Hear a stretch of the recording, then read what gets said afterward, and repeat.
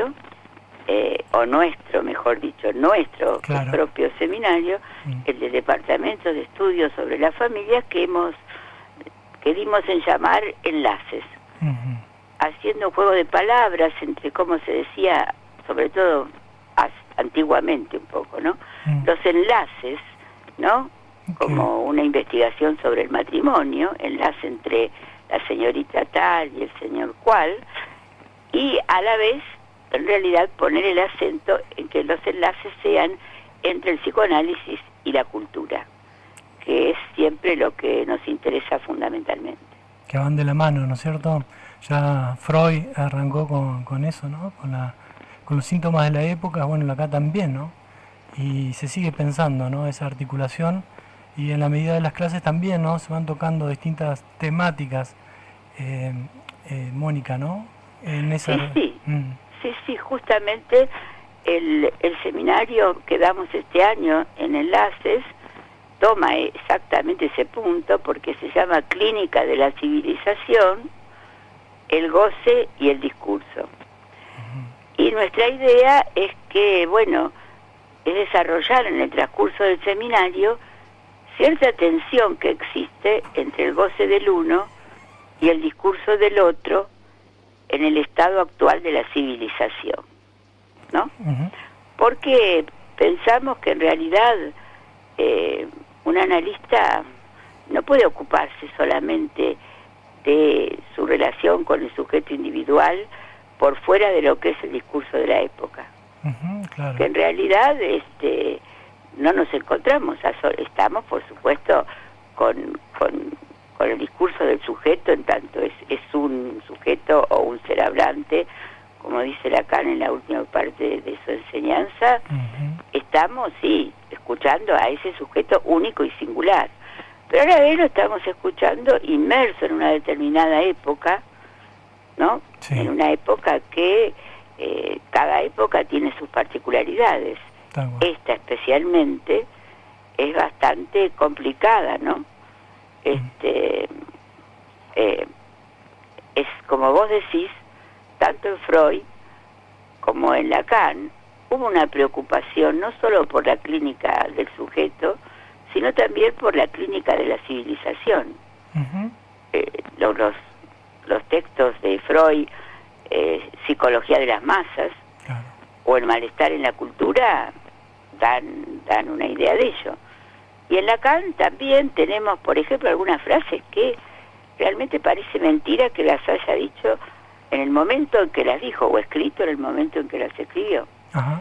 Por ejemplo, en la proposición del 9 de octubre de 1967, o sea, estoy hablando de 1967, ahí dice: nuestro porvenir de mercados comunes encontrará su contrapeso en la expansión cada vez más dura de los procesos de segregación. O sea, que él ve allí que ese porvenir aparentemente tan bueno de mercados comunes, en realidad lo que va a llevar es a la segregación. Y que eso está ocurriendo. Es ahora lo que estamos viviendo verdaderamente. Estamos viviendo ese tiempo. Y es un tiempo duro, ¿no? Entonces nosotros no nos ocupamos solamente de la experiencia de lo íntimo, del uno por uno, ¿no? Que le permitiría sustraerse del caos del mundo. No. Cada uno va a tener que trabajar como vive la pulsión en su fantasma, pero sumergido en el caos del mundo, en la discordia de los discursos, en un borde entre lo que hace al sistema globalizado del mundo y el llamado hacia lo más singular, ¿no? Estamos en ese borde como psicoanalistas, tenemos que estarlo. Qué interesante también, Mónica, en este contexto, ¿no? Entre la clínica y la cultura, también está la política, ¿no? Dentro de esa contextualización, ¿no? Pensar la política, no digo partidaria, pero sí cómo incide en el sujeto, ¿no? Leía un artículo tuyo que es titulado Política y Extimidad, donde resaltás eso, ¿no? A partir de, por ejemplo, las grietas que se dan en la historia argentina, que ya vienen de épocas inmemoriales, ¿no? Y que en la actualidad eso también persiste y que también repercute en la clínica, ¿no? ¿Cómo lo pensás actualmente ese tema? Bueno, ese tema está hoy, uno podría decir, muy fuertemente marcado. En nuestro país, pero también en el mundo, ¿no? Sí. Porque justamente ese porvenir de mercados comunes ha devenido en yo diría una idea de que lo que predomine sea el poder, ¿no? Y el poder sobre todo no de cualquier cosa, sino el poder del dinero. Uh-huh. Uno podría decir tiempos en que lo que prevalece era cuestión del dinero, ¿no? Uh-huh. Y esto, bueno, ya lo había visto también Lacan cuando en 1972 escribe el discurso capitalista, cuando él había planteado 4 discursos, ¿no? Sí, sí. El discurso histérico, el discurso del amo o del inconsciente, el discurso universitario, o el discurso del analista. Uh-huh. Pero agrega un 4º discurso, por lo que está viendo venir en 1972, que es el discurso capitalista, donde el sujeto, a quien se le propone que sea empresario de sí mismo, como si cualquier sujeto en cualquier condición social pudiera realmente contar con el dinero como para ser empresario de sí mismo, pero el sujeto de alguna manera compra ese discurso y lo que no se da cuenta es que lejos de ser empresario de sí mismo se transforma en un consumidor consumido. Es decir, hay en ese discurso como una ida y vuelta entre el sujeto y el objeto. Es decir, el sujeto, que sería empresario de sí mismo, se transforma en un objeto del mercado, que finalmente como objeto lo consume. Es decir, él cree que es este sujeto empresario de sí mismo y en realidad se transforma en un objeto del consumo. Claro, como perdón, sí. Mónica, te escucho. Bueno, te quería decir, claro, sería como un goce sin ley, ¿no? Un goce del lado más mortífero, ¿no? Que te consume, que entras en esa lógica de consumo. Sí, creyendo que en realidad vas a poder acceder a los privilegios de aquellos sujetos que sí son empresarios, ¿no? Es decir, que cada sujeto está en el discurso todo el tiempo, que cada sujeto puede ser empresario de sí mismo, pertenezca a la clase social o al entorno psicosocial en el que haya nacido o en el que esté viviendo. Y bueno, hay mucha gente que lo cree, que compra esto y que se encuentra en una situación muy complicada, ¿no? Y es como si esto no tuviera ninguna sanción, uno podría decir, ¿no? Por eso es que planteamos una clínica de la civilización, a la manera en que Freud habló del malestar en la cultura, que los franceses en realidad traducen como el malestar en la civilización. Ajá. Aunque la palabra alemana al español es traducida como cultura, ¿no? De hecho, nuestro cronograma, digamos, de este primer cuatrimestre, primero hicimos una clase introductoria, tomando todo esto, la clínica de la civilización, el goce, que es único y singular, o sea, es el goce del uno, y a la vez el discurso que es un poco del otro, ¿no? Entonces, esa tensión entre el goce y el discurso, que es la clínica de nuestra civilización. Entonces luego hubo la segunda clase donde se habló de las primeras marcas de goce, que estarían más del lado, digamos, del goce singular.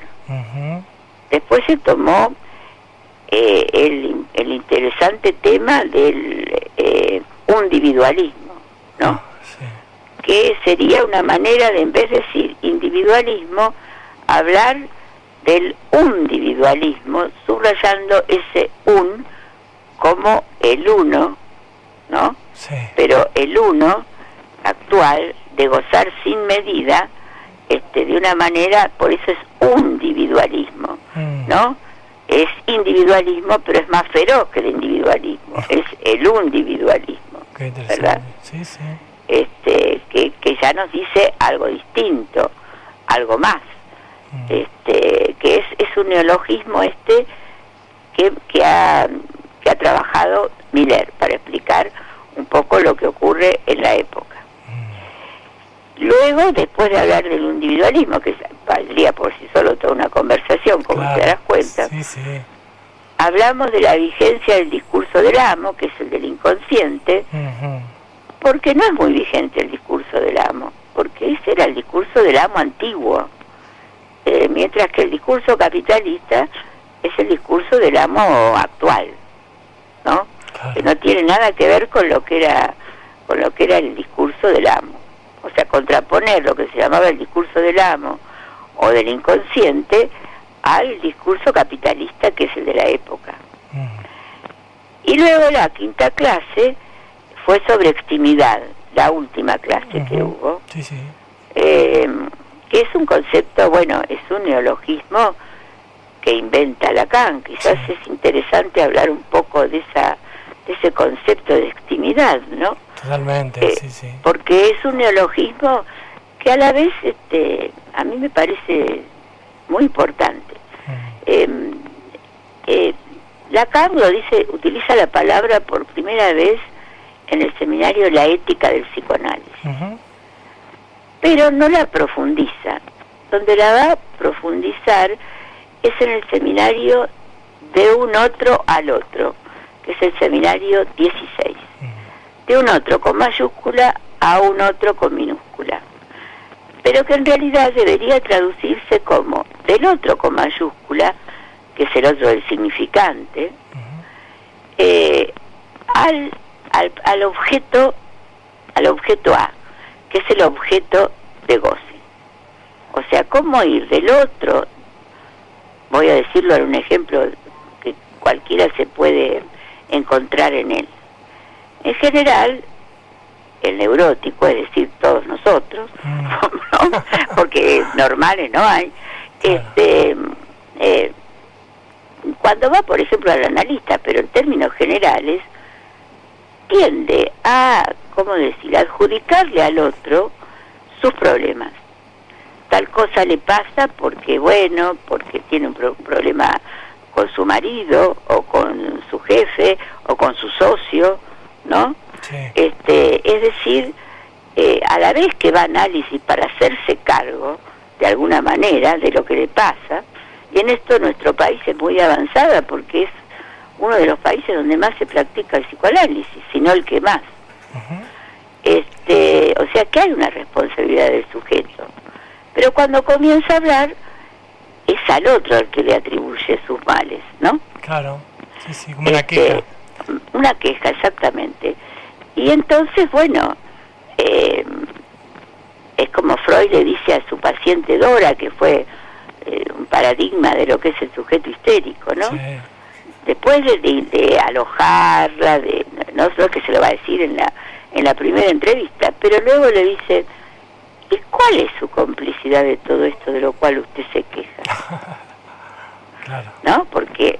¿Qué tiene que ver usted en todo esto? Claro, porque si todo es un problema del otro, es como para decir, bueno, usted puede irse y a venir en este caso a su papá, que es el que tiene problemas, ¿no? Claro. Entonces, el sujeto le atribuye al otro, en este caso sería al padre de Dora, al otro con mayúscula, su propio objeto de goce, que no reconoce como propio, que lo ve como si fuera del otro. Y es todo, parece simple decirlo así, pero es todo un trabajo que el sujeto se haga cargo de que en realidad, si bien es un sujeto, sobre todo al comienzo de la enseñanza de Lacan, hablado por el otro, eso es algo muy novedoso que introduce Lacan, ¿no? Que no hablamos, sino que somos hablados por el otro. Es decir, que nuestro discurso se inicia en el otro. Por ejemplo, si el bebé llora, es la madre la que codifica si llora de hambre, si llora porque quiere brazos, si llora porque hay que cambiarle el pañal. No es que lo decodifica, sino que codifica esas marcas en el cuerpo del niño, porque antes no estaban. Antes, digamos, no era humano. Es humano cuando la madre, el padre o quien ocupe esa función inscribe el discurso en él. Entonces, Lacan lo dice muy bellamente, es como que es hablado por los padres, por el discurso familiar, por el discurso social. Y cuando empieza a darse cuenta, ya es como el pez que se traga el anzuelo. Claro. ¿No? Cuando empieza a darse cuenta cuál es ese discurso por el que es hablado, ya está atravesado por el significante. Entonces, el significante, que es lo que es la palabra del otro, tiene algo de mortífero, porque lo atraviesa y lo hace un sujeto sujetado al discurso del otro, claro. ¿no? Uh-huh. Entonces, ¿cómo salir de ese discurso del otro para hacerse cargo de que en realidad se trata del propio objeto de goce? Que eso ya es un momento segundo, ¿no? Claro. Y ahí viene la extimidad. Es extimo en primer lugar el otro del significante, ajá, el otro de la palabra, la familia, el lenguaje, lo que llamamos el código o el tesoro de los significantes, del cual el sujeto recorta algunas significaciones que constituyen sus formaciones del inconsciente, sus síntomas, sus sueños, sus lapsus, sus olvidos, ¿no? Claro. Es decir, recorta una significación que le es propia, porque si no es psicótico y hablaría un lenguaje sin sentido, ¿no? Si quisiera decir fuga de ideas, si quisiera decir todas las palabras del lenguaje. Recorta algunas, pero ya está atrapado por el discurso del otro, ¿no? Interesante ese punto, que es claro que reconoce algo íntimo del sujeto, pero a la vez algo ajeno, ¿no? Algo que viene del otro. Exactamente, esa es la paradoja de la extimidad. Que lo que el sujeto, en realidad, aquello que es más íntimo para él, se lo adjudica al otro. Lo más íntimo de lo íntimo se lo adjudica al otro, ¿no? Claro. Y eso ya estaba en Freud. Por ejemplo, esto es lo que dice en el curso de extimidad Jacques Alain Miller, tomando lo que había dicho Lacan en sus seminarios, fundamentalmente de un otro al otro, ¿no? Es decir, la paradoja de la extimidad es que lo que parece más íntimo es a la vez lo más exterior. Esto estaba en el tema del prójimo en Freud, ¿no? Por ejemplo, del amor al prójimo, del cual es una crítica feroz la que hace Freud de lo que se supone que es el amor al prójimo. Dice, lo que menos hay es amor al prójimo, ¿no? Cuanto más parecido, más se lo odia, claro. Más se lo quiere torturar, finalmente matar, dice, ¿no? Es más fácil ver el odio al prójimo que el amor al prójimo. Y asistimos bastante a eso, ¿no? Es decir, a ver que el más próximo, el más semejante, que a la vez aparece como alguien muy muy muy distinto, ¿no? Como alguien que amenaza nuestra existencia. Es el vecino, ¿no? El vecino. Y el vecino, bueno, entre el vecino y el sujeto está esa grieta de la que hablabas al comienzo, Tal ¿no? cual, claro. Se le carga ahí el odio, ¿no? Se proyecta es el odio. Pero ese odio que parece dirigido al otro, ¿no? En realidad es el odio de sí mismo. Eso es lo que quiere decir del otro con mayúscula al objeto propio de goce. Que quizás lo que más se odia en el otro es en realidad un odio a algo propio, que se ve en el otro, se reconoce en el otro, ¿no? Claro. Esa es la paradoja de la extimidad, que por ejemplo, bueno, aparece y que hace que el sujeto nunca tenga una verdadera identidad. O sea, que el sujeto no sea igual a sí mismo, porque está de alguna manera en el otro. San Agustín, por decirlo en una frase, lo dice muy claramente, ¿no? ¿Cuál es pues ese otro con el cual estoy más ligado que conmigo mismo? Puesto que en el seno más asentido de mi identidad conmigo, es él quien me agita. Es ese otro, ¿no? Claro, San Agustín está hablando de digamos, de la envoltura religiosa de la extimidad, pero también hay una envoltura política, claro, de la extimidad. Y hay algo que se pierde ahí, ¿no? Que está escapándose, que tiene que ver con lo real, ¿no? De esa extimidad, ¿no? Es algo que se me ocurre que claro, que hay que inventar, ¿no? Como para salir de esa paradoja, o cómo se sale de ese brete, ¿no? Y la única manera de salir, yo creo que pasa por un análisis, en realidad, ¿no? Y porque de alguna manera es necesario reconocer que eso que se está poniendo en el otro es absolutamente propio.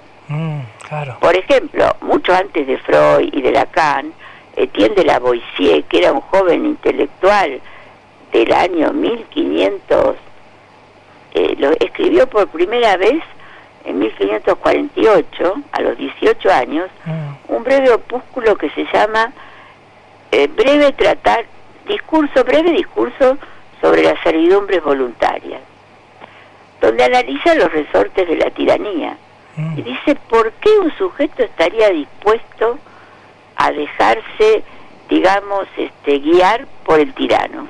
Claro. Es una pregunta que antecede lo que van a ser los textos de la Revolución Francesa y que sigue siendo tan actual. Ahora uno lee ese breve opúsculo que recomiendo de Etienne de Lavoisier y es tan actual ahora como era en el 1500 y pico. Qué lindo. ¿No?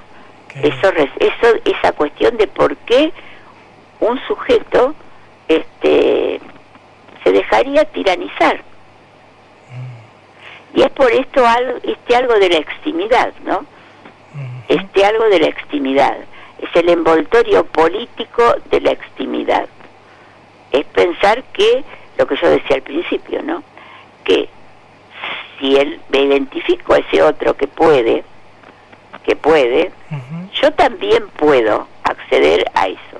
Por ejemplo, a ser empresario de mí mismo, ¿no? Y en realidad me voy a convertir en un objeto sometido a esa tiranía. La tiranía, en nuestro caso, del mercado, del consumo, del dinero. Qué lindo, Mónica, escucharte.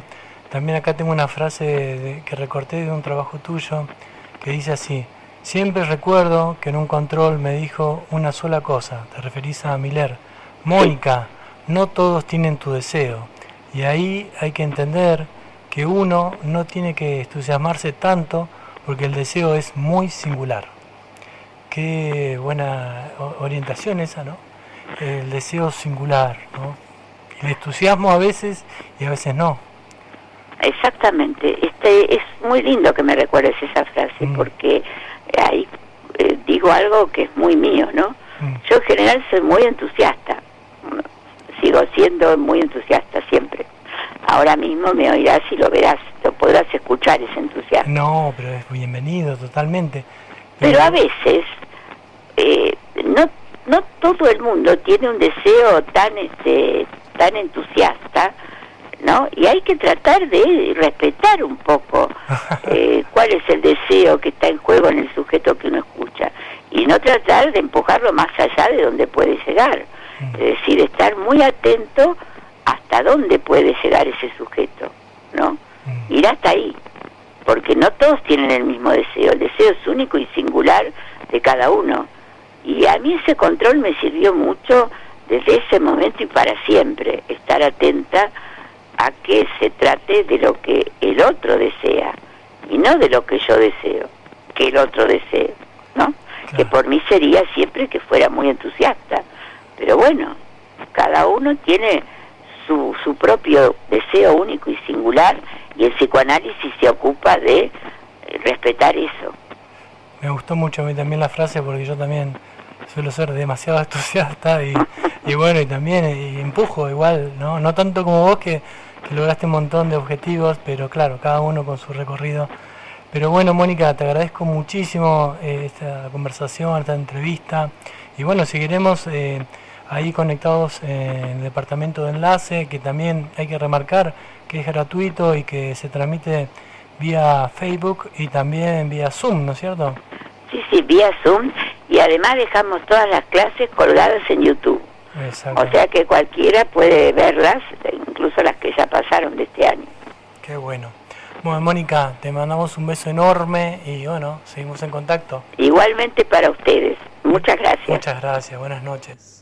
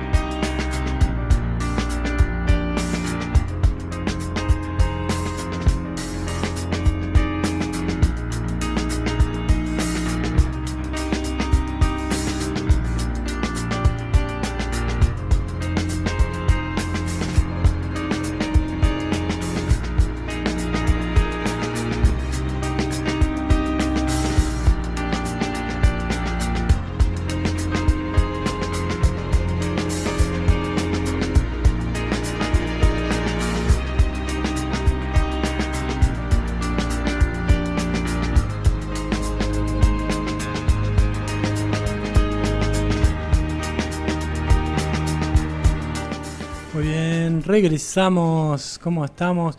Bueno, hicimos una entrevista así muy de a dos porque, claro, era anoche específicamente de psicoanálisis, tenía mucha terminología específica de la disciplina y bueno, se fue ampliando, pero ustedes tienen comentarios también para hacer que quedaron ahí resonando, así que bueno. Sin dudas, porque aunque el lenguaje fue muy, muy técnico, muy propio de la profesión de ustedes, hay cosas que te remiten rápidamente a lo que uno puede llegar a vivenciar o cosas que has leído. Por ejemplo, cuando estaba hablando de esta frase de Lacan que decía nuestro porvenir de mercados común, de mercados comunes se encontrarán, ¿no? Que ella dijo de manera textual que te llevan a la segregación, ¿no? Y me llevó a algo que publiqué hoy en la mañana en el Facebook del programa Letras Esteparias, que le pertenece a Rafael Barret y tiene como título Gallinas, y te leo nada más que el principio, sí. Donde dice: mientras no poseía más que mi catre y mis libros, fui feliz. Ahora poseo 9 gallinas y un gallo y mi alma está perturbada. La propiedad me ha hecho cruel, ¿no? Y después hace todo un análisis de lo que le sucede a él a partir de decidir tener esos animales como propietario, y termina ese texto diciendo: ¿dónde está mi vieja tranquilidad? Estoy envenenado por la desconfianza y por el odio, el espíritu del mal se ha apoderado de mí. Antes era un hombre, ahora soy un propietario, ¿no? Y automáticamente me acordé de eso, porque cuando postulaba esto de que el porvenir de mercados seguramente nos llevaría a lo que ella marcaba, que es algo muy, muy actual, muy del día de hoy. Entonces creo que aunque el lenguaje fue técnico, nos hizo algún tipo de ruido, y sobre todo creo que lo que más claro quedó es esto, que cuando nos molesta, nos enoja, nos fastidia algo del otro, en realidad es algo que está en nosotros y que lo vemos reflejado a modo de espejo. Entonces cuando esa molestia persiste en el tiempo, lo bueno sería empezar a trabajar adentro de uno para ver por qué. ¿Qué es lo que yo estoy viendo reflejada en esa situación que me molesta del otro? Y Moni también tenía algo que con respecto a las mamás que codifican. Pablo, que es esto que ella habló por ejemplo, cuando una mamá atiende a su bebé, que codifica las emociones del bebé, uh-huh, y que varias veces el bebé, por ejemplo, no tiene hambre, uh-huh, tiene sueño, está angustiado, le pasan cosas. Y la mamá, en su manera de calmarlo, lo primero que hace es ponerle la teta. La teta es alimento. Entonces el nene en la adultez puede tomar, o sea, le ha quedado en el inconsciente que el alimento calma la angustia. Entonces es como que, bueno, siento angustia, ¿dónde voy? Abro la heladera y como, porque eso es lo que me enseñó, lo que me quedó grabado de bebé. O sea, uno no puede decodificar lo que siente el bebé. Uh-huh. Y lo primero que hace es darle alimento, porque uno cree que eso es lo básico. O sea, todo lo calma la teta, el sueño, la angustia, el hambre. Y no podemos diferenciar qué. Uh-huh. Y bueno, eso puede quedar en el inconsciente y puede ser un problema en la adultez. En la adultez. Y qué bueno esto de poder diferenciar lo que sería de codificar a codificar, que son dos cosas muy diferentes. Empezar, ¿no?, a mirar más porque no es que estoy interpretando lo que le pasa a la criatura, es lo que yo supongo que le pasa y lo pongo en palabras. Claro. Y en actos también, ¿no? Bueno, ahora tenemos a la doctora. Bueno, a ver, pero ahora ya tenemos alguien que nos mire y dice: ¿qué están hablando estas dos mujeres? Sí. Bueno, qué grande. Ya está acá en el estudio Carolina Soledad Scamperti. Gracias, Caro, por venir, por compartir tus distintos aportes sobre una temática bastante compleja y actual, ¿no? Las denuncias falsas. Pero bueno, antes que nada, bienvenida, Caro. ¿Cómo estás? Querido Pablo, buenas noches, ¿cómo estás? Gracias por la invitación. Me invitaste y traía algo de información de las dos últimas jornadas que estuve. Uh-huh. El Congreso Nacional de Denuncias Falsas, que fue en el mes de marzo. Ahora en mayo el tema, en el Senado, ¿no? También por el proyecto de ley de las denuncias falsas. Y también el Congreso de Técnica de Investigación Criminal en la provincia de Buenos Aires, que también tiene que ver también con esto, ¿no? Así que Bueno, fue interesante. Este congreso fue el primer congreso nacional en la provincia de Santa Cruz. Es decir, digamos, vinieron muchos profesionales de diferentes provincias y fue organizado por una colega de la ciudad de Río Gallegos en el Hotel Patagonia. Hubieron 10 testimonios importantísimos, muy conmovedores. Habían psicólogos, forenses, médicos, colegas, especialistas, muchas víctimas de denuncias falsas a nivel provincial y nacional.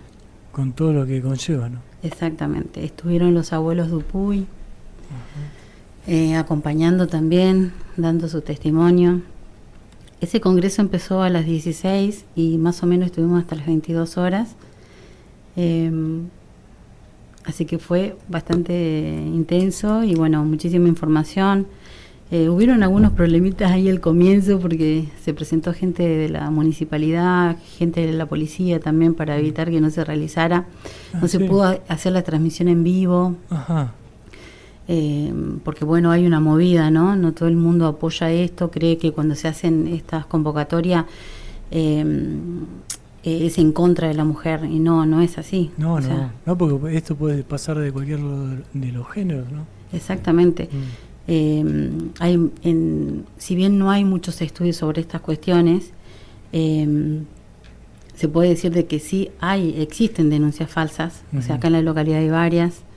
Yo me dedico al ámbito de familia y al ámbito penal, así que puedo dar fe que tengo varias causas, algunas que ya concluyeron, otras que están en proceso, más que nada contra el masculino, ¿no? Realmente que la víctima, digamos, presunta víctima, hace una denuncia y obviamente falsa, y el proceso empieza a actuar, entonces se toman medidas restrictivas contra la persona, está la carga de la prueba que hay que estar pendiente de saber de qué pasó, qué no, cuáles son las pruebas contundentes, y quizás la presunta víctima directamente va con su fotocopia del documento, o sea, no tiene prueba de nada. Entonces, ¿qué hacemos cuando entramos en una situación así?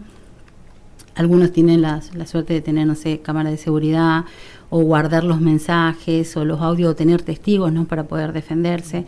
¿Y qué hace la justicia? Toma medidas rapidísimas en algunos casos, ¿no? Algunos, no sé, la restricción, se lo excluye del hogar en otros casos, o se lo priva de la libertad. Y por ahí demoran días entre que se lo escucha, se lo escucha al masculino, ¿no? Obviamente con las pruebas y demás, y es un proceso largo y que hay un desgaste de la persona, a la persona que se lo denuncia falsamente, o sea, le arruinan la vida, le arruinan al grupo familiar, en muchos casos pierden el trabajo. Claro, una pregunta, ¿no? Sí. Yo creo que también está como sobrevalorada la violencia, o sea, como que ya cualquier cosita es violencia. Exactamente, sí. Entonces hay que... O sea, hay hechos reales. Hay hechos reales, obviamente, y por eso mueren mujeres todos los días, y eso no lo vamos a descartar. Pero es como que también hoy hay que medir un poquito lo que es realmente la violencia familiar. No sé, vos que estás en el tema, ¿qué ves cada día? ¿Qué denuncias hacen? ¿Con qué argumento? Estas denuncias falsas, bueno, son temas poco estudiados, hay escasas investigaciones científicas. Por ejemplo, hay un dato importante que esto lo comentaron ahí en el Congreso de Falsas Denuncias en Río Gallegos, en la cual en la Universidad de Morón informa que entre el 2021 y 2024 se registraron cerca de 200 denuncias contra docentes por presuntos abusos sexuales escolares, de los cuales el 90% resultaron falsos. ¿Y qué pasa con el proceso? O sea, hay una sensación de injusticia, desamparo, inversión, esto que yo les hablaba recién de la carga, de la prueba, el tiempo como enemigo, el estrés crónico, la lógica de la evidencia, la ignorancia, que suele ser... Y casos gravísimos como el docente de Río Gallegos, que no sé si vos recordás, que lo acusaron de abuso contra un niño. Después el chico no pudo soportar la mirada de su entorno y decide quitarse la vida, y después se descubre que era inocente. O sea, murió un inocente por una denuncia falsa. Sí, o no sé si falsa, pero al menos él pudo demostrar su inocencia. En ese caso, Facundo Díaz se llamaba el profesor, docente de música. La mamá también realizó la exposición en este congreso, y ella explicó que fue denunciado falsamente y obviamente llevó las pruebas y demás. Y esto fue comprobado obviamente posterior. Sí, fue escrachado, y él decide tomar esa decisión. Sí. Y la verdad que la mamá explicaba todo lo que tuvo que pasar, y ella está con la formación de una fundación. Fue la que también apoyó esta movida de esta colega de Gallego en realizar este primer congreso, con todo lo que implicaba, porque es como que está mal visto, que no todo el mundo quiere, digamos, apoyar, ¿no? Porque dicen, no, la denuncia son reales, es certera, la mujer nunca miente. Nunca miente. Exactamente. El niño no miente, puede equivocarse de persona, o puede haber una equivocación. Bueno, a mí me recuerda algo que me toca de cerca, por ser que es una familia amiga, de gente muy querida, donde uno de los integrantes de esta familia fue denunciado por su expareja de abuso contra su hija, que era hija de su pareja, no de este muchacho en particular, y a pesar de que ya le habían realizado 2 cámaras Gesell a la menor, y que daba como resultado que no existía tal abuso, estuvo casi 3 años preso, con lo que significó para toda la familia, porque una familia que decía, nosotros no teníamos un paso por la comisaría que no fuera para hacer un cambio de domicilio, y de repente nos encontramos visitando a nuestro hijo, a nuestro hermano, a nuestro sobrino, a nuestro papá en la cárcel, ¿no? Y vos después decís, bueno, sí, llegó el momento en el que se dictaminó, que la justicia reabrió el caso y todo esto, y se lo dejó en libertad, y se pudo comprobar que esa acusación era falsa, porque incluso la misma persona termina confesando que lo hizo nada más que porque quería dañarlo en forma personal. Y después es muy difícil revertir la imagen, porque este chico tenía y tiene actividades deportivas, y en algún punto se ponía, como debajo de la lupa esta cuestión de que él estuviese en contacto con menores, con chicos, tener que cuidarse por ahí de cualquier reacción que tiene cualquier ser humano ante una situación que te molesta, y por ahí podés tener un exabrupto, podés salirte un poco, ¿no?, de tu eje, y es algo totalmente normal para cualquier ser humano. Y en el caso de él era como tener que controlar hasta que respirara más fuerte, porque seguía bajo la lupa, y tenés que estar muy fuerte, tener mucha contención familiar para poder salir adelante. Ahora, lo que yo me pregunto es lo siguiente, Carolina. Ustedes ya tienen la experiencia para poder intuir cuando una denuncia es falsa. ¿Hay determinados parámetros o cuestiones que les pueden mostrar a ustedes que una denuncia es falsa? Porque se me antoja desde el afuera que es un trabajo sumamente difícil, porque, como vos decías, estamos con la idea en nuestro inconsciente colectivo de que una mujer no mentiría, una mujer no inventaría. Y lamentablemente, tanto como hombres o mujeres, o el ser humano en general, por las razones que fueran, puede faltar a la verdad. Entonces digo, ¿cómo hacen ustedes para poder trabajar esto con celeridad? Y depende de cada caso, o sea, en base a las pruebas principalmente, en base a las pericias, pero que obviamente que uno las pueda convocar con peritos de parte, ¿no? Porque tenemos obviamente la justicia, el Estado está preparado, tiene sus psicólogos, también tiene el cuerpo pericial en Río Gallegos, pero también nosotros como defensa del imputado podemos ofrecer perito. Entonces nos basamos en las pruebas del expediente y en las pericias que también podemos aportar para contribuir y bueno, información, ¿no? O sea, mensajes, hoy grabaciones. todo lo que se pueda, digamos, todo lo que tenga validez para el expediente, ¿no? Antes era más difícil porque no existía toda esta comunicación actual que hoy por WhatsApp, por mensaje de texto, todo queda registrado y bueno, generalmente ya las mujeres o los varones todos, lo primero que hacen es sacar captura de pantalla para resguardarse o bueno, para argumentar la violencia en la casa, o graban, o sea, la tecnología avanzada en ese aspecto también nos ayuda a ustedes a hacer un diagnóstico. Sí, no es diagnóstico porque no estamos, o sea, yo como abogada penalista, abogados, pero los psicólogos sí, pero y aparte porque nosotros, por ejemplo, si me traen una denuncia con solamente la fotocopia del documento y con los dichos de la presunta víctima, nosotros nos presentamos, comparecemos, vamos a las audiencias o a las indagatorias y demás, pero con pruebas fundadas, o sea, no, porque muchas veces es solamente los hechos, nosotros tenemos que probar y por suerte en la mayoría de los casos siempre tenemos, digamos, las pruebas que acreditan de que no fue realmente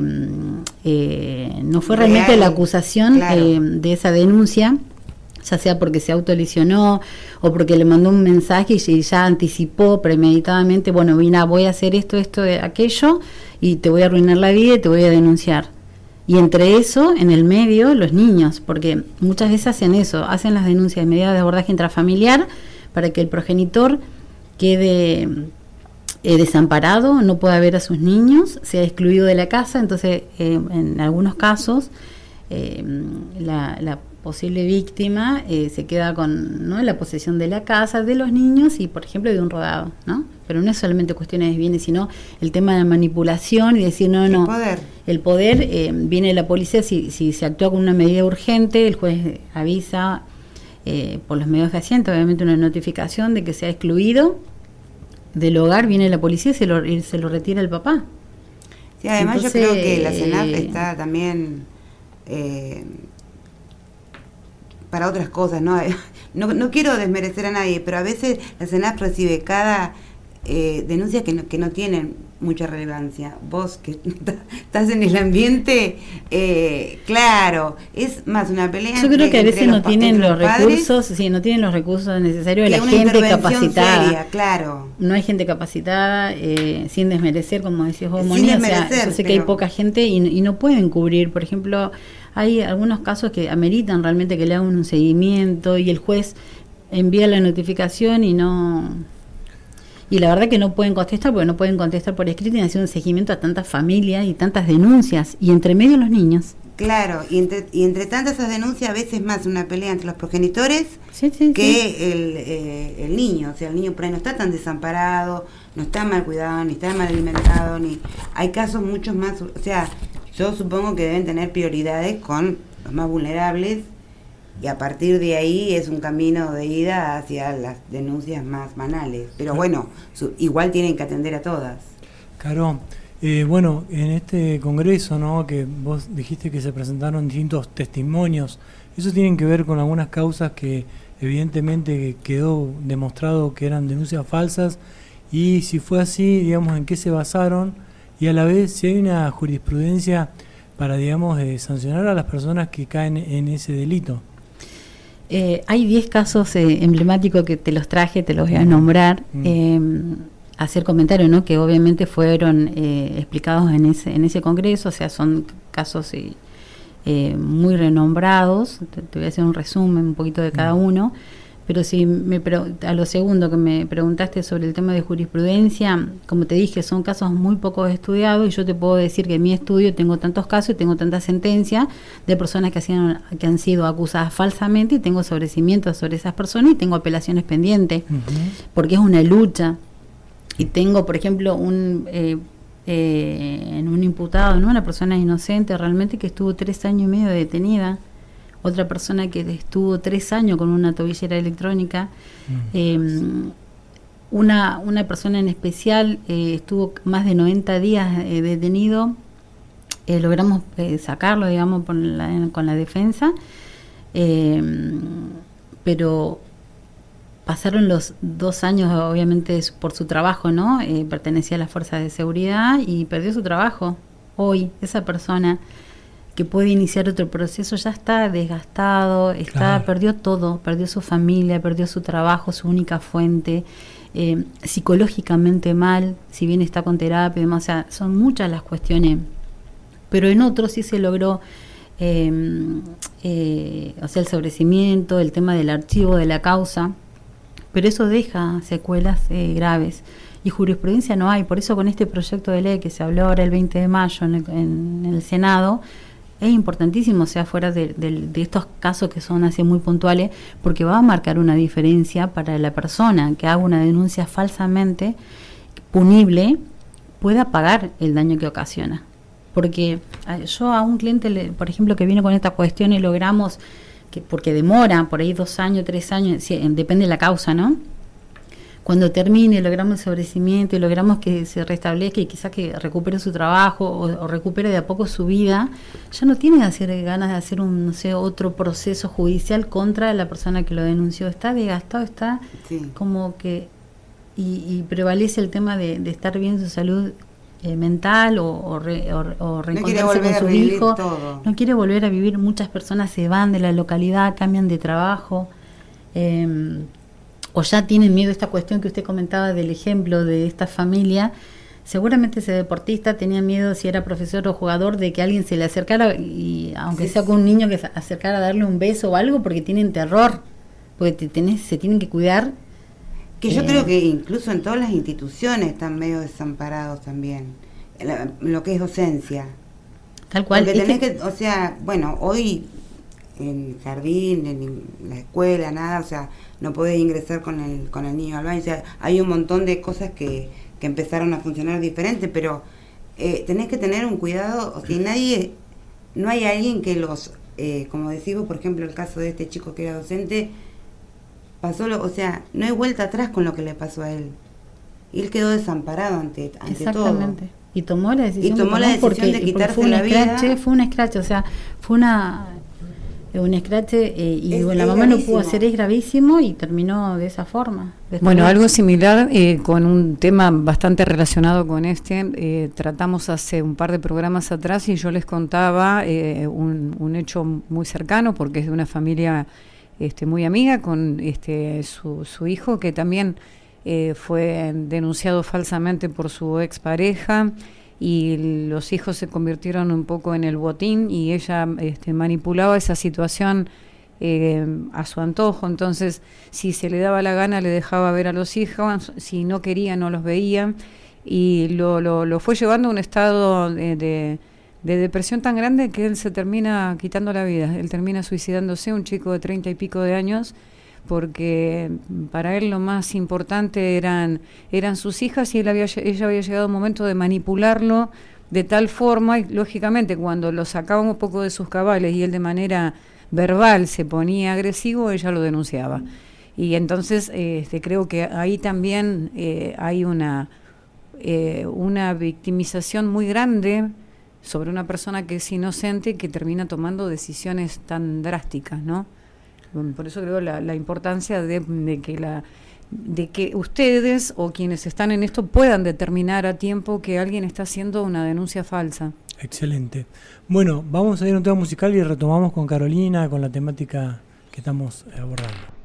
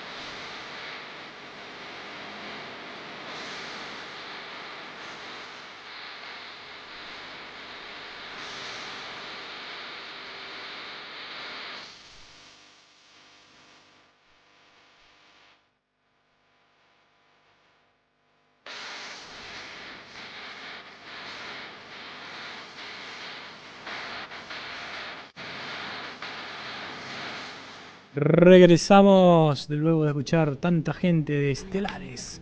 Bueno, muy bien, ahora estamos acá en el tema, le damos la bienvenida también a Sonia que se suma, luego continuaremos con ella. Pero bueno, estamos con Carolina Soledad Scamperti, abogada de la localidad del Calafate, y a continuación va a comentar algunos casos que se trataron en el congreso donde estuvo ella presente. Bueno, Pablo, estos casos que son los más así renombrados, te voy a hablar lo que se trató ahora en el proyecto en el mes de mayo y también lo que se vieron en la ciudad de Río Gallego, ¿no? El de Francisco Guisoni, que estuvo sin ver a sus hermanos, su progenitor estuvo detenido durante 3 años. Fue por una denuncia falsa. Erika Ruiz, mamá de Tomás Pérez Ruiz, de 19 años, que se suicidó por denuncias falsas por la expareja. Cristina Cucci, mamá de Manuel Gómez, que también se suicidó, y ella hablaba algo muy puntual que lo comentó ahí en el Senado. Decía que en este tipo de denuncias se trata de destruir la honra del varón sin ningún tipo de prueba. Lo decía la mamá así muy consternada, ¿no? Porque cuando le informan al hijo por un protocolo, la persona que lo llamó no sabía de qué se trataba exactamente. Y su hijo tomó esa decisión, ella hoy no lo tiene a su hijo, ¿no? Jamín Carro, que no sé si la habrán escuchado, que ella denunció a su papá a los 14 años y él actualmente hace 4 años y 8 meses que está detenido. ¿Sí? Y ella lo manifestó, que mintió contra su papá, que había sufrido unos tocamientos, impulsada, ¿no? Por estas cuestiones de que yo sí te creo, que vas a lograr esto, manipulada por terceras personas, ¿no? Guillermo Pardini, también víctima de falsas denuncias, esperó 6 años y medio hasta que logró el sobreseimiento definitivo. El abuelito Mario Dupuy, él expresó esto, ¿no? Con palabras textuales que tomé nota ese día. Él no está porque recibimos 7 denuncias falsas y porque una jueza con ideología de género entregó a Lucio a su progenitora. La jueza nos dejó, en claro, que la madre es la madre y que no joda más, así fueron las palabras, porque me iba a meter preso y a los 3 meses me lo devolvieron muerto. Esto lo dijo Mario Dupuy. Y después, en un comentario también Pardini comenta de que si querés matar a alguien, haces una denuncia falsa y la justicia se encarga del resto. Es fuerte, pero es real. Andrea Grassi, esposa de Diego Gacci, que también fue sobreseído por una denuncia falsa de género, hoy reside en Italia, es el DT de mujeres, que estuvo muchísimos años hasta que logró ser sobreseído y él se realizó el juicio, no se presentaron ninguna de las denunciantes. O sea, tan grave, ¿no? Y este proyecto acompaña del proyecto de ley, ¿no? Sobre las denuncias falsas, lo dio también la opinión el ministro de Justicia de la Nación actual, ¿no? Mariano Cuneo Libarona, y él habla de ejemplos también. Y uno de los ejemplos más nombrados fue que una mujer supuesta víctima de un ataque de un hombre, justo en ese momento estaba viajando y lo pudieron corroborar. Uno de los tantos, ¿no? Los jugadores franceses en Salta, que estuvieron 1 mes y medio detenidos, fue corroborado que la persona que hizo la denuncia tuvo una relación consentida y estaban las cámaras, ¿no? Las cámaras de seguridad, la cámara del hotel y todo el seguimiento que tuvo que hacer, pero ellos estuvieron 1 mes y medio. No podían salir del país.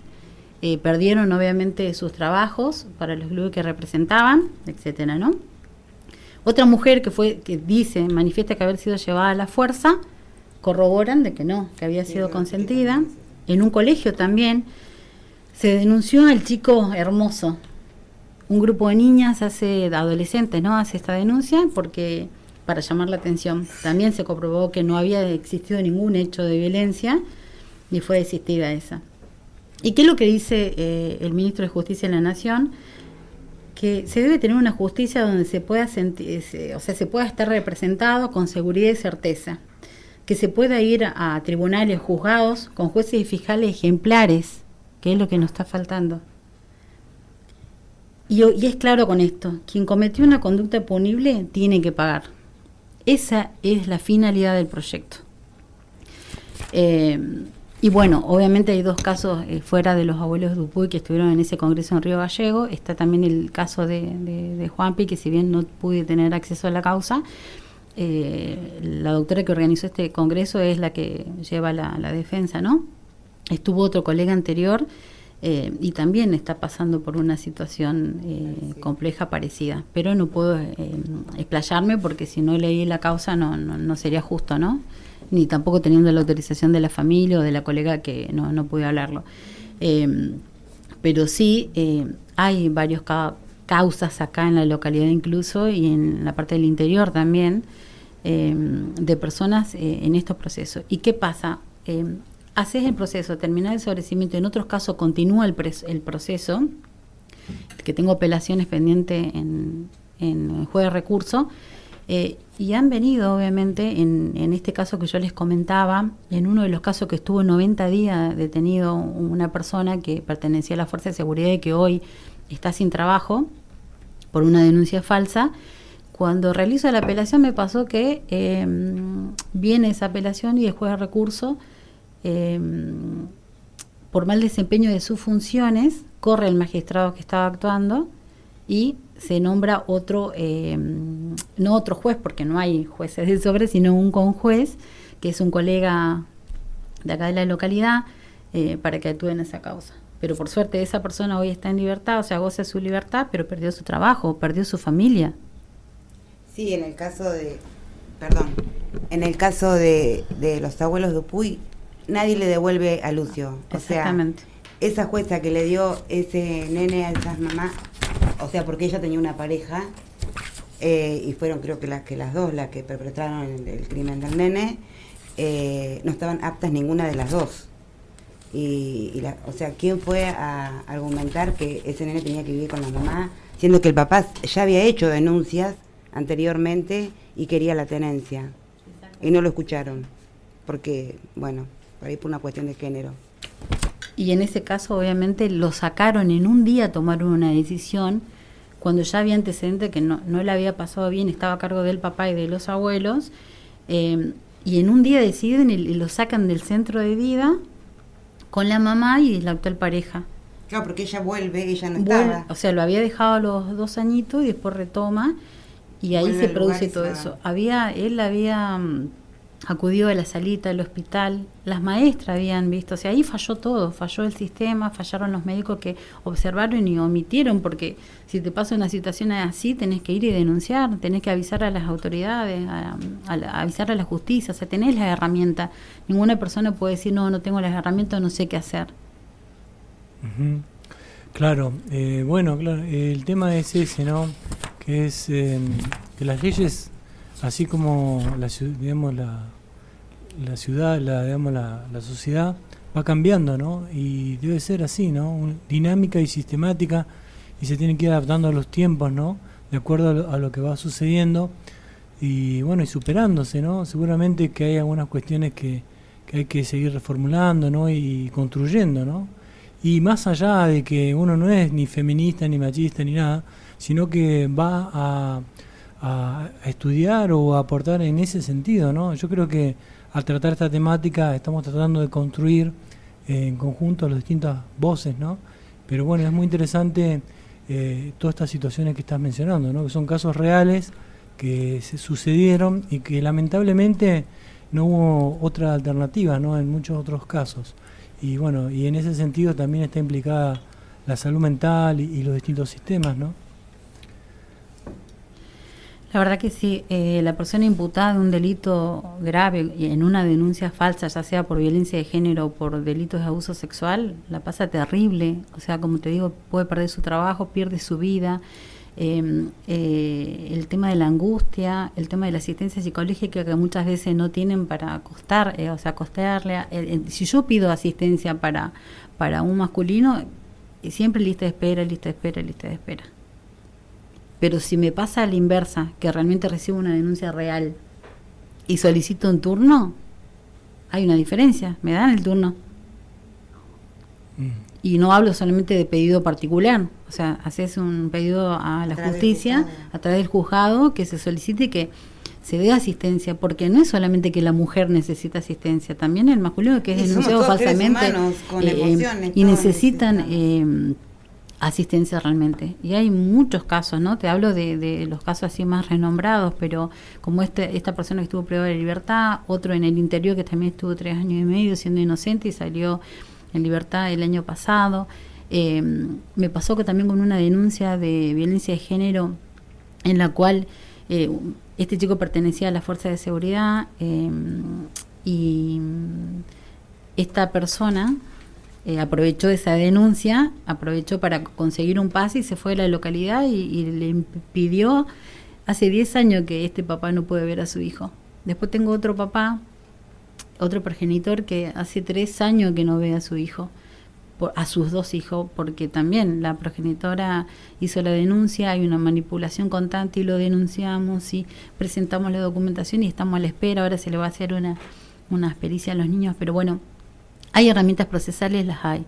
En algunos casos es lento, o sea, se demora mucho y se pierden muchos momentos de los papás cuando están en el medio los hijos, ¿no? Pero lo que acarrea una denuncia falsa normalmente no contra un masculino, le arruina la vida. Y eso remontarlo, porque cuando vos les das la información, no, llegamos a este objetivo, salió sobreseído, o por ejemplo, se le toma la indagatoria, se pasan los plazos procesales y se logra la libertad, sale obviamente con una alegría de decir, no, es lo mejor que me pudo pasar, logré esto, pero ya queda manchado, queda escrachado.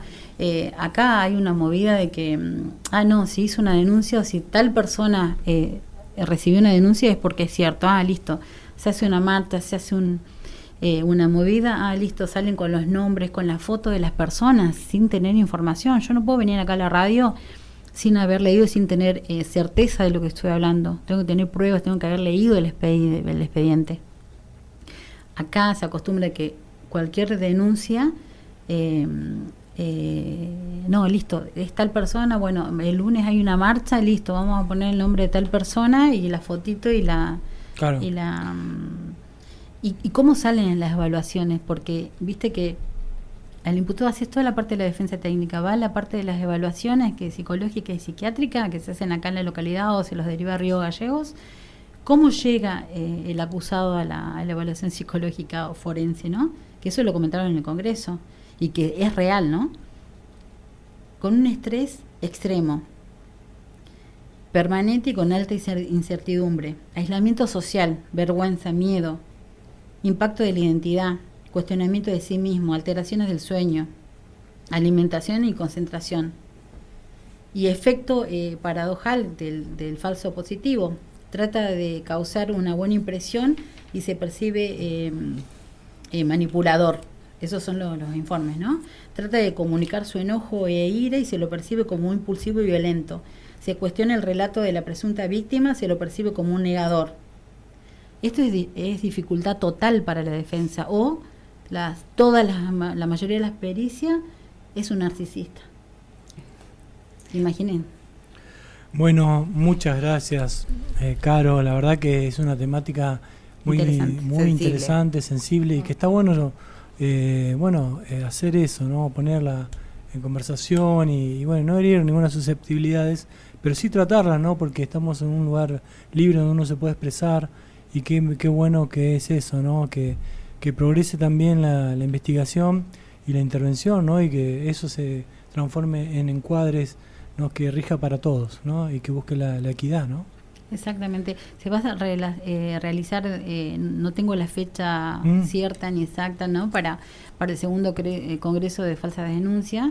Y también, bueno, estamos a la espera de este proyecto que se va a hacer fundamental para que la persona que hizo una denuncia falsa pague, o sea, porque siendo punible, que pague las consecuencias.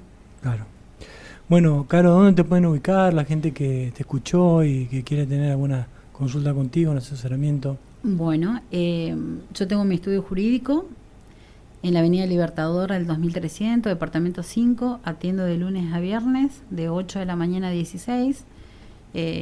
a mi teléfono celular. Tengo un teléfono fijo, 49 68 25, y mi celular es 29 666 80 681. Ante urgencias, obviamente, directamente me pueden llamar o mandar un WhatsApp o un mensajito, pero normalmente siempre atiendo, y si obviamente no puedo devolver la llamada, en algún momento devuelvo la llamada, ¿no? Pero bueno, estoy trabajando de lunes a viernes, me dedico al ámbito del derecho penal, el derecho de familia, y bueno, amo lo que hago, así que acá estoy a su servicio. Bueno, y quiero mandar un cariño enorme a nuestra amiga en común, Romina Geri. Ay, sí, que se recupere pronto. Que siga recuperándose. Yo tengo un par de más para mandarle un mensajito. Aparte de Rome, que es amiga en común y que la queremos, y esperemos que se recupere pronto, porque me encantaría que le invites. Ella es una gran abogada. Sí, tal cual. También a Yani Ballesteros, que nos está escuchando de Buenos Aires. Bueno, Yani, muchos cariños. Sí, Yani, te quiero. Después, Emily López, que está por acá, ya llegó con la Correntina. Se recibió de abogada. Muy bien, felicitaciones. Y bueno, Lucas Barrios, un colega que está en Corriente también escuchando, se recibió acá y bueno, se fue para sus pagos, así que le mando un cariño, y bueno, a toda la gente que nos escucha, a mi familia que me apoya 100%, que es muy importante, y bueno, a todos los amigos, como vos, como la gente que está escuchando acá y compartiendo acá en la radio, son divinas todas las chicas que me recibieron, así que bueno, para lo que necesites, me convocás y yo vengo. Excelente, muchísimas gracias, Caro, y bueno, vamos a un tema musical y ya viene Sonia Juárez, psicóloga social. Yo la vi esta chica cuando hacía esta difícil estudiar con la menina.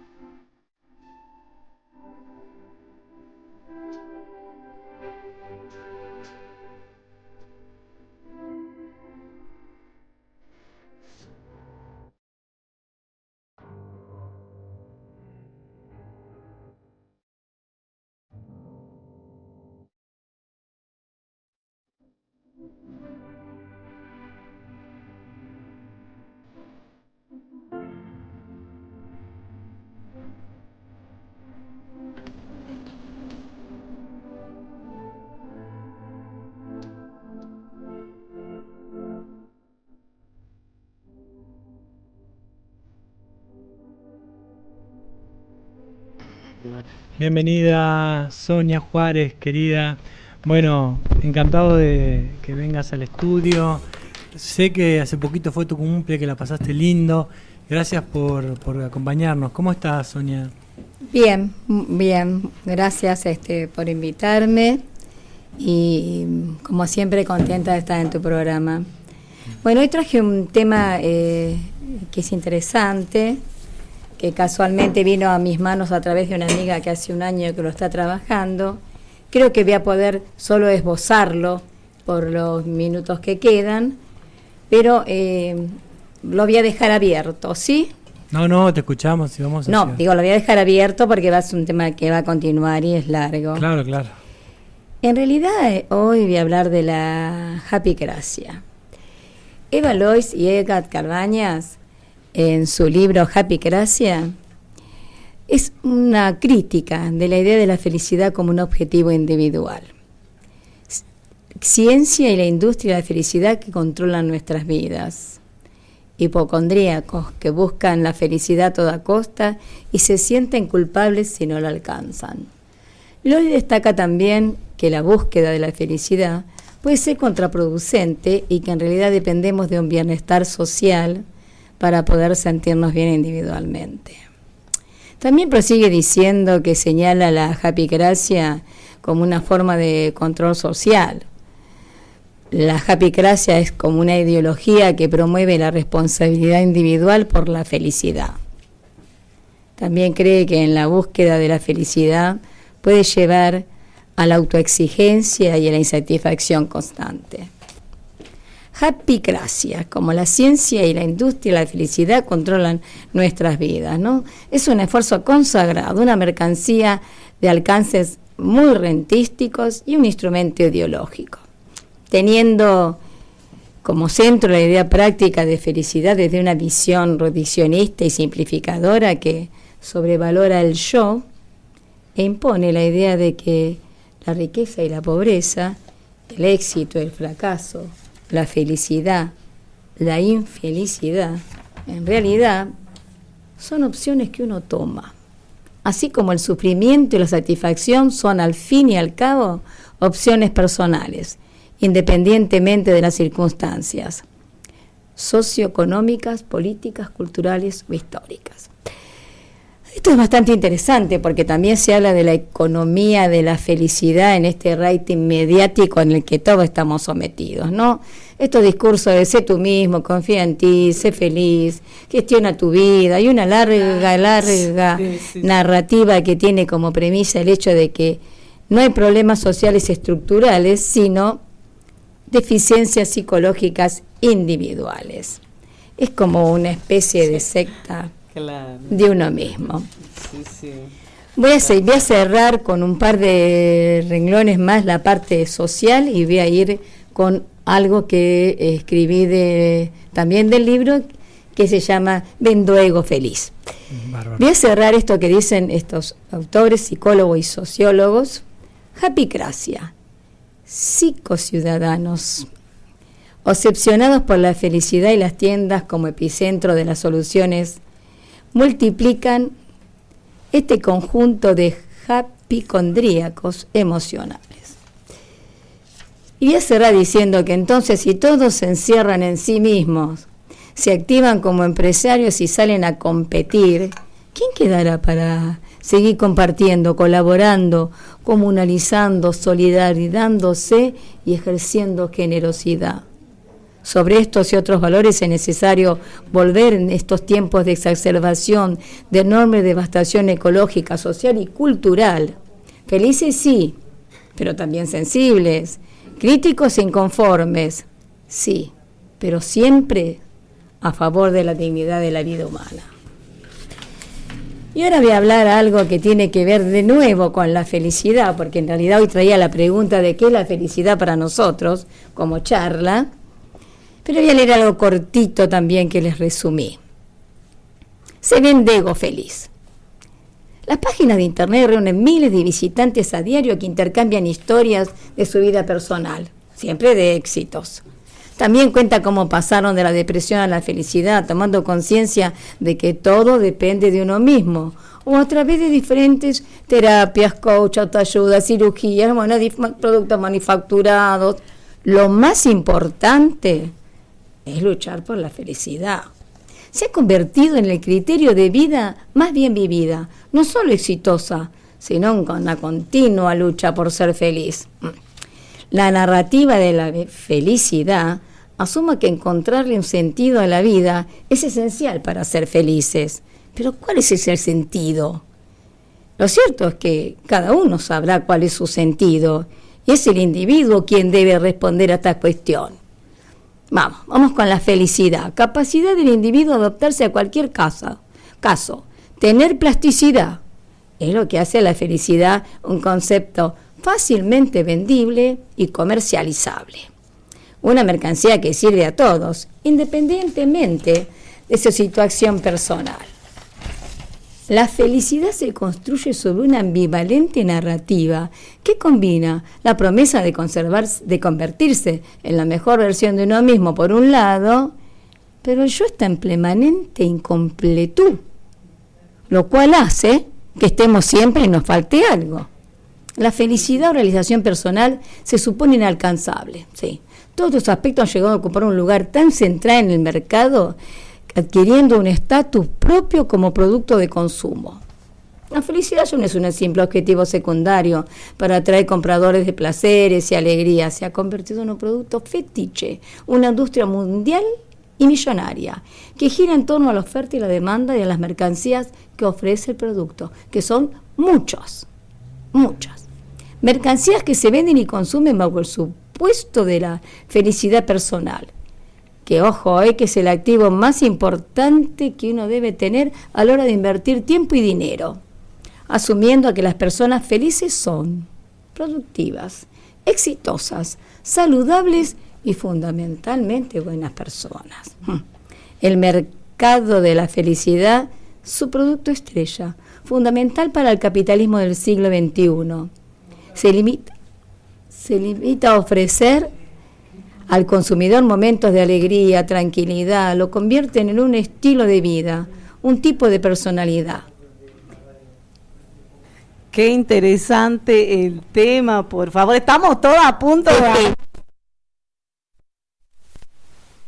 de... ¿Sabe que acá queremos todas hablar?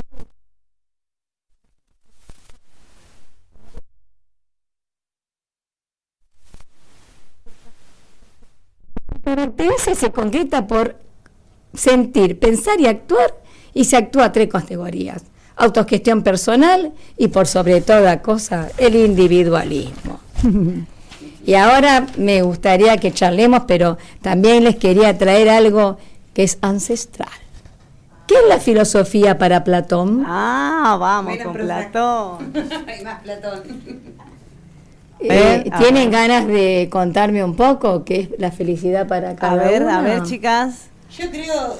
Acércate al micrófono. Moni, no se te escucha, acércate. Ser feliz, uno puede ser feliz y pasar por estados de tristeza, de aburrimiento, de dolor, de duelos, pero vos estás feliz con tu vida, con lo que sos. Los estados van a estar siempre. O sea, la gente piensa que la gente feliz solo tiene que sonreír todo el tiempo y andar por la vida como si no les pasara nada.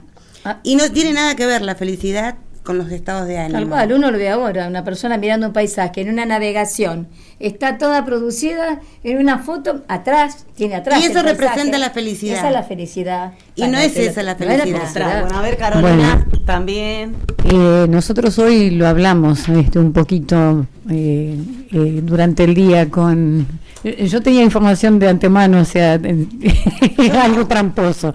Y yo te decía, en este sentido, Sonia, que para mí la felicidad no es una búsqueda, es una respuesta que yo puedo dar a un estímulo externo, a algo que ocurre desde afuera, un hecho, una persona, una situación, y que necesita invariablemente de una capacidad propia para poder captar eso, ¿no? Es decir, no sé, te hice un ejemplo hoy muy simple. Cuando yo me levanto, corro la cortina de la ventana y veo ahí a 500, 600 metros el lago argentino, la isla solitaria, las montañas atrás, y me provoca una felicidad enorme.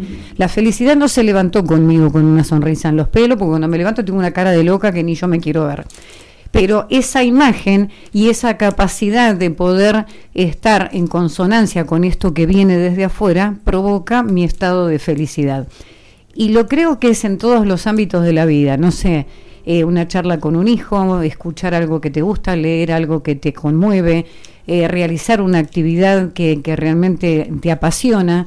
Entonces me parece que siempre está en un estímulo externo que yo sea capaz de poder captar, de que está ocurriendo, que no me cubra, como dice Ernesto Sábato, que no me cubran las capas de la vida y que me impidan de repente sentir. Y eso es lo maravilloso que se puede escuchar, ¿no? Por eso traje este artículo, donde realmente en este posmodernismo se quiere vender esta idea, ¿no?, de felicidad, como el mundo feliz. Pero yo creo igualmente que ser feliz no es un estado, vos estás en armonía con vos mismo y sentís que tu vida está armónica y está bien, eso es parte de ser feliz. Después pasás por todos los estados anímicos, seguro. Porque por ahí ves la montaña y te parece divino, y a los 5 minutos, no sé, te apretaste un dedo y estás llorando de dolor, y eso no quiere decir que ya te vuelvas infeliz. Pero no, sin duda. Yo creo que los estados de ánimo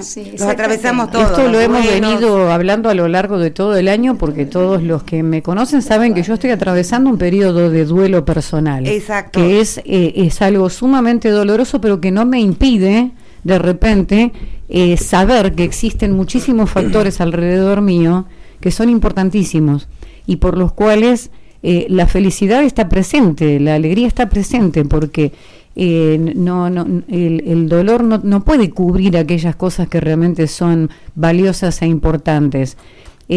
Porque ahí entramos en esta cosa también del individualismo, o sea, el dolor es mío, el duelo es mío, me siento como el traste y entonces me olvido que alrededor mío ocurren cosas y que al resto de la gente también le ocurren cosas, y eso, por eso te digo que yo creo que es una capacidad personal de no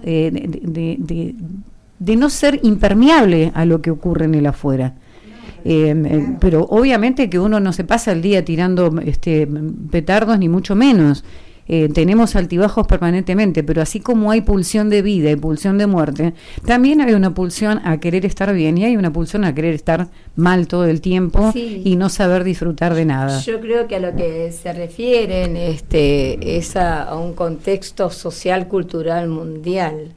La maravilla de tener la edad que tenemos y de poder pensar en la felicidad como un proceso, como estar... Me remite mucho a la idea de Platón, por eso casualmente lo traje, ¿no? Pero realmente hay un mercado que te dice esto hoy en día y no lo podemos, yo como psicóloga social no puedo evitar de tener esta mirada y de traer estas cosas donde te dicen, tenés que reírte, tenés que estar linda, tenés que ponerte los labios, tenés que hacerte la cosa, es un bombardeo. Es una exigencia enorme. Puedo, antes que termine el programa, de pasar unos mensajes de la gente que nos está escuchando.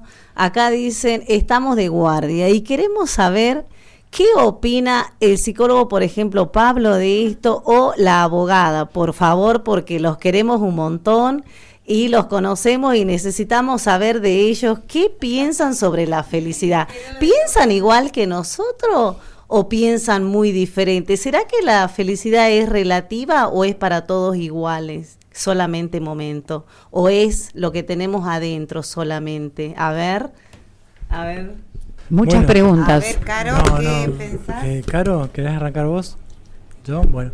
No, simplemente me voy a remitir a decir que son estados, ¿no? Estados, digamos, que son transitorios, ¿no? Tanto la felicidad como la tristeza, la angustia, son afectos dentro de la afectividad y que no se puede, digamos, plantearse una felicidad total, ¿no? Porque ya lo decía Freud, que vivimos en malestar en la cultura justamente, que hacemos un montón de cosas para escaparnos de la desdicha, ¿no? Hay distintas vías, pero que indudablemente sabemos que contamos con espacios de sufrimiento, ¿no? Desde los propios achaques del cuerpo, las angustias que tienen que ver con nuestros seres queridos, y también dice la hiperpotencia de la naturaleza, algo que estamos viviendo también, ¿no? Con relación a los temblores y bueno, y a una catástrofe que puede suceder en cualquier lugar del mundo. Entonces ya todo eso hace que sea imposible la felicidad todo el tiempo. Y digamos, si hay un objeto que viene como a velar, ¿no? Una felicidad que quizá pueda llegar a ser alcanzable como taponeando. Y creo que eso tarde o temprano cae. Ese es mi punto de vista. A ver, Caro, ¿vos qué pensás? ¿Qué pensás de la felicidad?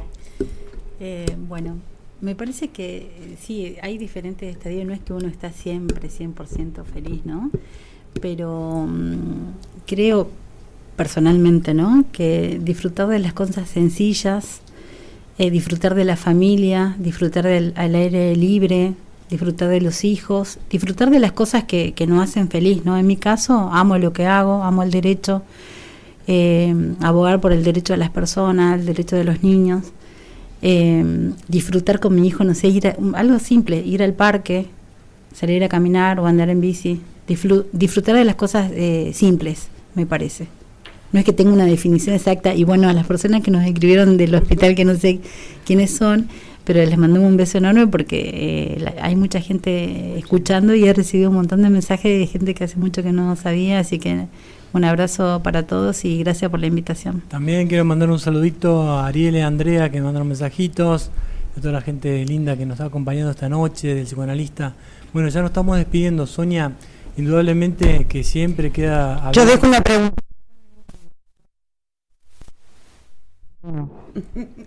Bueno, yo quería despedirme diciendo que traje como buena psicóloga social lo que socialmente se está manejando el tema de la felicidad como un negocio, que eso trae mucha desdicha, porque que una persona sienta que todo depende de ella, que todo su éxito, que su economía, que su vida dependa solamente de ella, es lo que nos trae tanto dolor y tantos problemas familiares, sociales, en las escuelas, en todos los ámbitos, porque la realidad es que el individuo está inmerso en una sociedad, en un sistema económico donde por más que quiera y le dicen que tiene que tener, comprar, y realmente a veces no tienen los medios, y eso genera una frustración enorme. Sentir muchísimo que todo depende de uno es una mentira absoluta. Nosotros somos un sujeto objeto. Y entonces el tema que traje hoy fundamentalmente habla de eso, objeto de consumo, la felicidad, la cirugía, el estar siempre contenta, la sonrisa de acá a acá. No, o sea, es como dice Moni, la felicidad son estados, y como dice acá don Platón, ¿no? Es un estado del alma. Pero esto nos están haciendo creer a través de este posmodernismo neoliberal, o llamémoslo como lo llamemos, que estas cosas lindas que ustedes están diciendo, y no porque son muy jovencitas, porque lamentablemente la juventud sí está inmersa en todo este mercado. Totalmente. Bueno, en la juventud juventud, belleza y éxito pareciera ser que son los tres pilares para que el ser humano pueda ser. Exactamente. La japicracia. Sí, exacto. Gracias. Bueno, muchas gracias Sonia Juárez, Graciela Salefranque, Carolina Caperti, que se quedó a compartir, Mónica Cotto y Mariela Salas, y a todos los que nos acompañaron, mandaron mensajes y participaron. Vamos con un tema de la Mississippi. Hasta la próxima. Gracias, amigos. Gracias, Buenas Pablo. noches. Gracias.